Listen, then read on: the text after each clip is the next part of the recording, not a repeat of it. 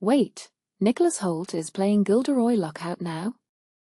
That's either a genius move or a total disaster waiting to happen. Let me explain why this casting feels like HBO is rolling the dice on a character who could make or break their entire Harry Potter reboot.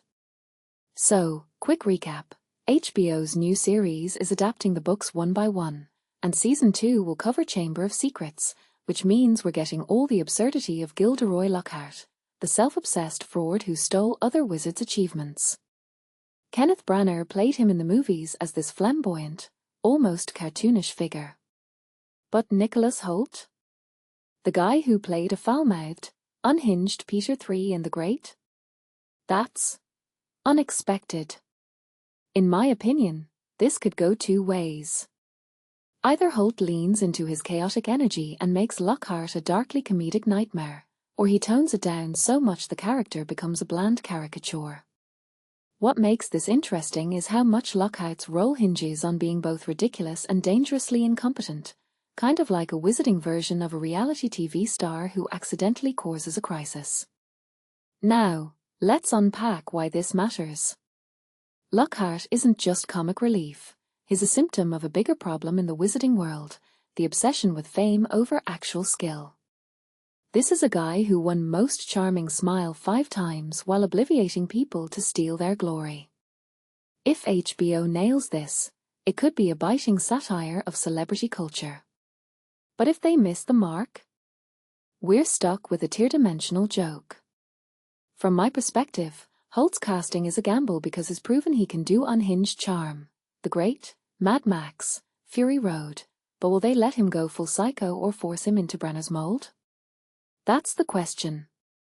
And let's talk about the bigger picture here. The Harry Potter franchise has been complicated lately. The movies were a cultural phenomenon, but the magic feels faded.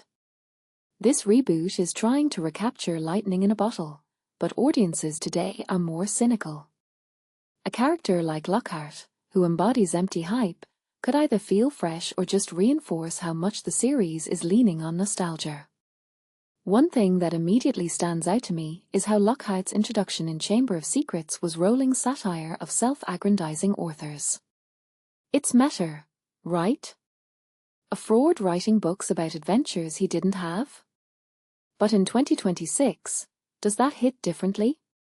Or does it just make you think of every influencer who writes a memoir ghostwritten by someone else?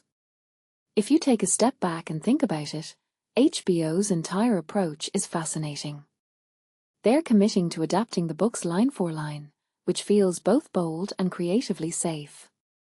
But Lockhart's arc is all about unmasking lies, so maybe this version will lean into that theme harder.